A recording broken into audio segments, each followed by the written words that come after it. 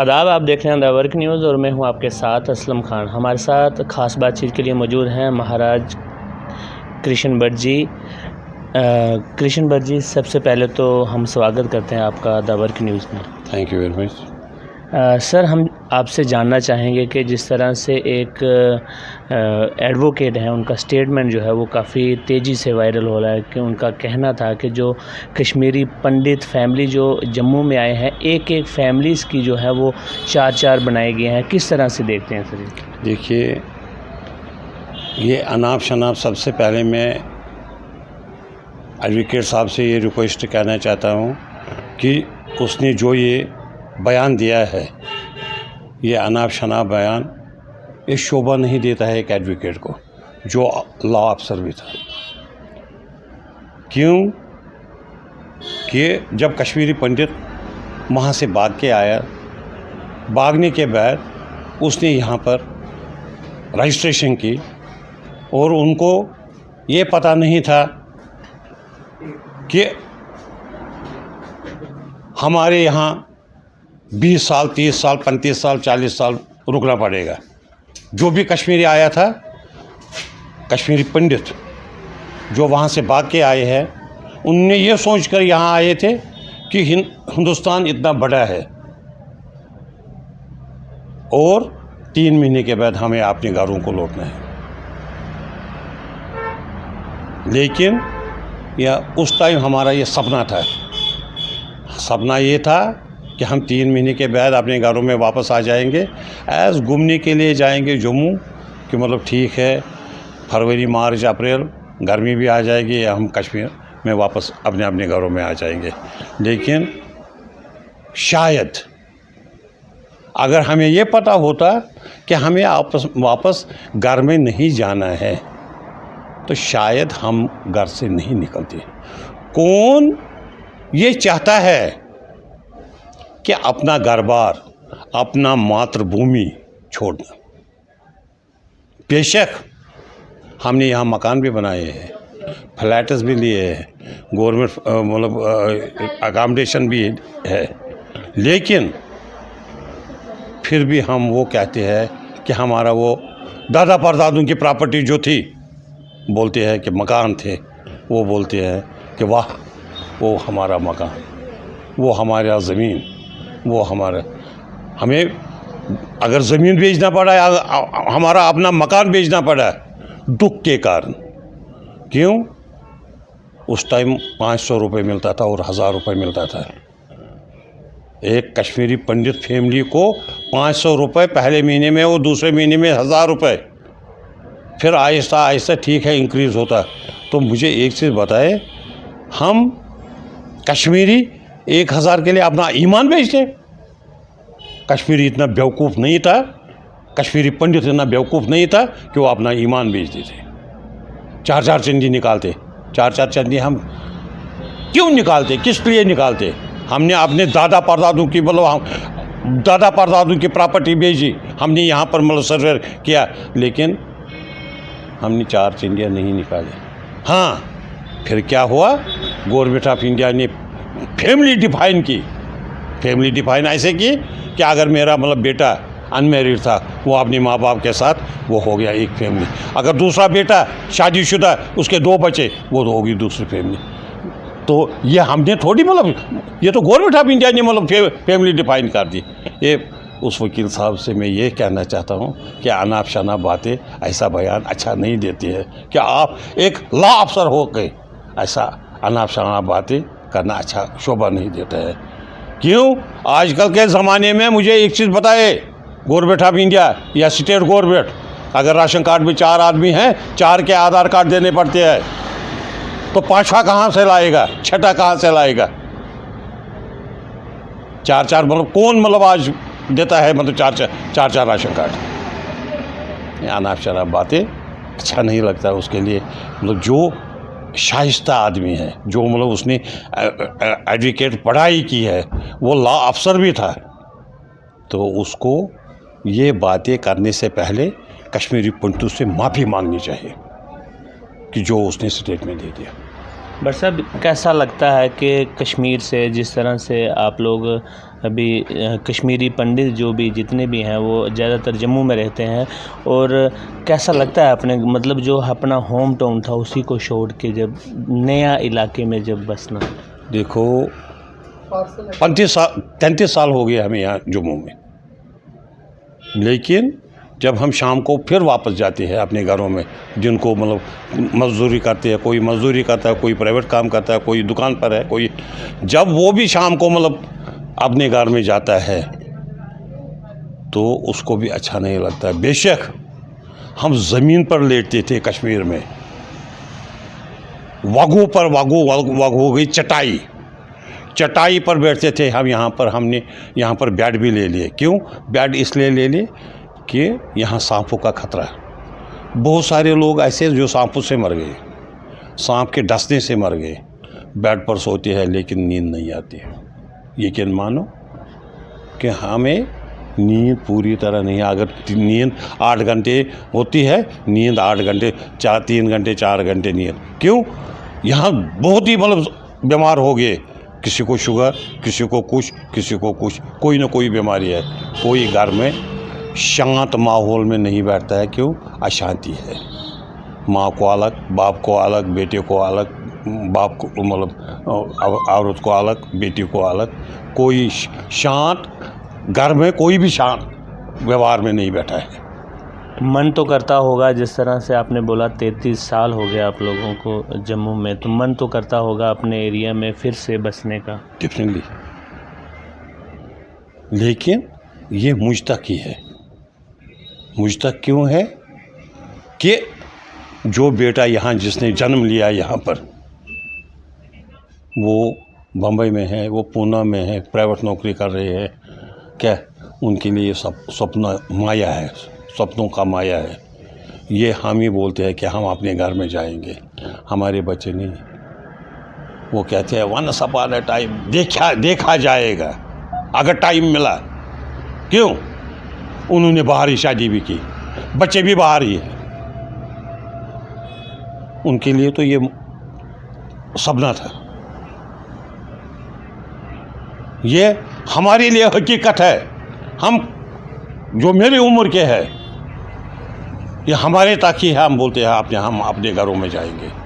But साहब कितनी देर के बाद जाना होता है आपका, अभी चक्कर लगता है, और क्या वहाँ के जो लोग हैं किस तरह से भाईचारा है, या फिर किस तरह से देखते हैं वो लोग? देखो जब भी हम जाते हैं, ओकेजनली हम जाते हैं, जब वहाँ पर खीर भवानी का जन्मदिन होता है उस दिन तो हम जाते ही जाते हैं। चाहे कुछ भी हो, लड़ाई हो, झगड़ा हो, कुछ भी हो, हम अपनी माता के पास पहुंचते ही हैं। और हमारा स्वागत वहाँ के मामडन लोग ही करते हैं। क्या और दिल से वो ऐसे स्वागत करते हैं कि हम एक्सपेक्ट ही नहीं करते हैं। वो रोते हैं, वो बोलते हैं कि हमारा भाईचारा कहाँ गया, जो हमारा भाईचारा था हम एक दूसरे के मुंह से निकालते थे। ये नहीं सोचते थे भाई ये मुसलमान है या हम कश्मीरी पंडित है। इतना भाईचारा था। मैं एक से बताऊंगा, हमारे मतलब घर में पड़ोसी मामडन थे, वो भी कहते थे भाई अगर आफत आ जाएगी हमारे बच्चों को ख्याल रखना। हम भी बोलते थे हमारे बच्चे जो है अगर कुछ भी हो जाएगा तो उनको अपने घर में रखना। तो अपनी जगह हमारी कितनी कॉन्फिडेंस थी, आपस में कितना भाईचारा था। ये नहीं हम सोचते थे कि ये मुसलमान है, ये हिंदू है। हम एक दूसरे के रज़ाई में सोते थे। और 90 के बाद वो भाई बहन का रिश्ता नहीं रहा।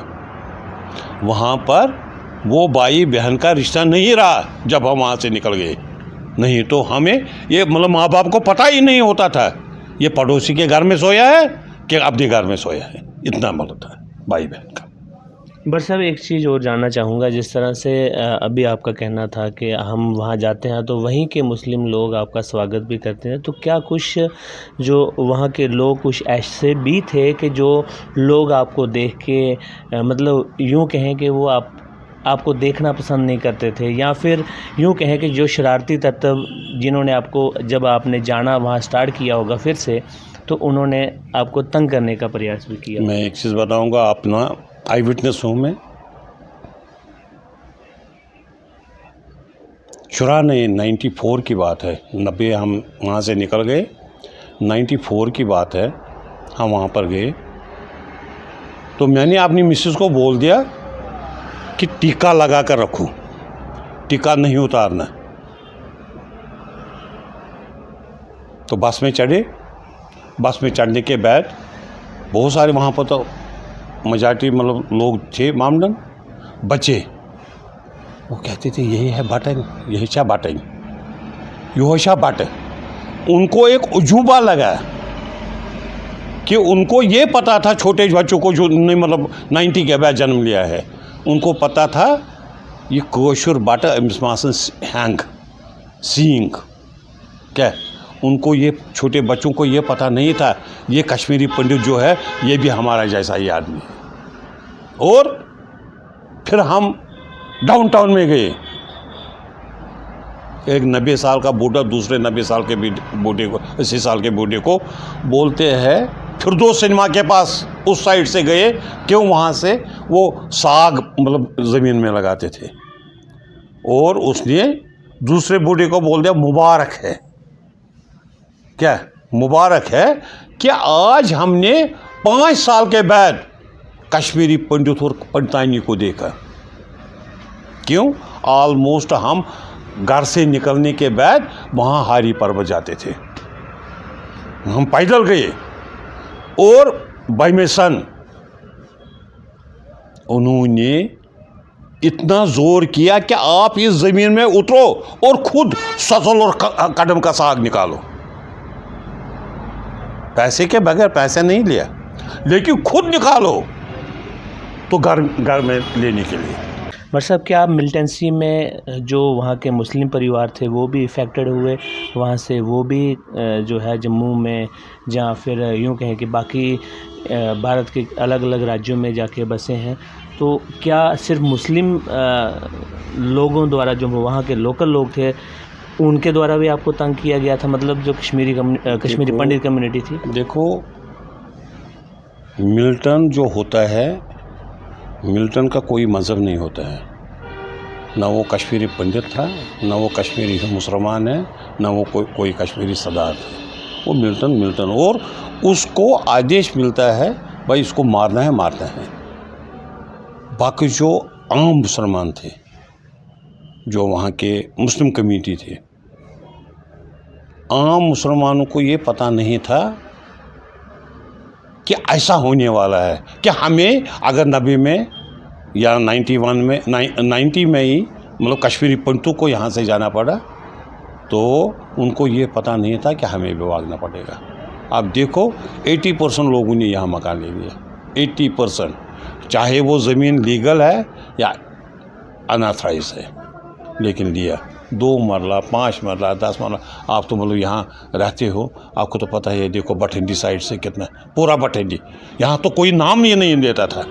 वहाँ पत्थर जो होते थे वो पिघल जाते थे गर्मी में, लेकिन मिलिटेंसी के कारण उनको भी भागना पड़ा वहाँ से। ठीक है, अगर हम 90 में निकले, वो 92 में निकले, वो 93 में निकले, वो 96 में निकले, लेकिन निकल गए। क्यों निकले? उनको पता था कि अब हमारी बारी है। बट साहब उनका क्या, जो अभी भी जो कश्मीरी पंडित फैमिली जो कश्मीर में ही रह रही हैं, उनका क्या वो लोग जो रह रहे हैं, उन लोगों के एरिया सुरक्षित है यूँ कहें, या फिर वहाँ के लोग, या फिर वो उस तरह के माहौल से ही दूर रहे? देखो, ऑलमोस्ट जो वहाँ रह रहे हैं उनको सेफ प्लेस में गवर्नमेंट ने रखा है। सेफ प्लेस में कैसे? डिस्ट्रिक्ट बडगाम को लीजिए, वहाँ पर मतलब 41 फैमिलियाँ है, उनको सेफ प्लेस में मतलब बड़गांव में रखा है। अगर वो सेफ थे, अपने घरों में सेफ थे, फिर उनको सेफ प्लेस पर क्यों लाया? गवर्नमेंट क्वार्टर में क्यों लाया? उनको गवर्नमेंट अकोमोडेशन क्यों दी? मतलब वो तो सेफ थे, वो तो वहाँ से घर से निकले, मतलब वहाँ से निकले नहीं थे। उनको गवर्नमेंट ने क्यों निकाला और सेफ प्लेस पर रखा? आधे तो मतलब वहाँ हंदवारा साइड से है, कुपवारा साइड से, उनको मंदिरों में रखा है सेफ प्लेस पर। जब अभी पिछला हो गया था तो गवर्नमेंट ने एक कम्युनिटी को, कश्मीरी पंडितों की कम्युनिटी को, जो गवर्नमेंट एम्प्लॉय थे, उनको बोला क्या आप अपने कमरों से मत निकलो, आप घर में ही बैठो। जितने गाँवों में मतलब एम्प्लॉय है उनको सेफ प्लेसों पर रखा है। एक जगह 30-30 मुलाजिम को रखा है। क्यों? जो टारगेट किलिंग हो गई थी। क्यों? मिलिटेंट का कोई मज़हब नहीं है, मिलिटेंट किसी को भी मार सकते हैं। वो मिलिटेंट इसी काम के लिए निकला है। वहाँ पर उसके पास तो ये नहीं है कि भाई ये कश्मीरी पंडित है या वहाँ पर ये सरदार है या मुसलमान है। उसको मारने का, गोली इस्तेमाल करने का आर्डर है। वहाँ चाहे मुसलमान हो, चाहे हिंदू हो, चाहे सरदार हो। और साहब क्या संदेश देना चाहेंगे जो हमारे लोग आपको देख रहे हैं? मैं, हो सकता है बोलने में वैसे मैंने ऐसी कोई बात नहीं कही, लेकिन जो मैंने कहा यह हकीकत है। मैं जितने भी लोग ये देखते हैं या देख रहे होंगे, मैं उनसे ये कहता हूँ कि जो भी आपको कमिट्स करने हैं इस बारे में सोच समझ कर कीजिए कि हमने कोई बात गलत तो नहीं कही। और मैं एडवोकेट साहब से ये रिक्वेस्ट करना चाहता हूँ आपके माध्यम से, प्रेस के माध्यम से, कि उनको कश्मीरी पंडितों से माफ़ी मांगनी ही पड़ेगी, चाहे कुछ भी हो।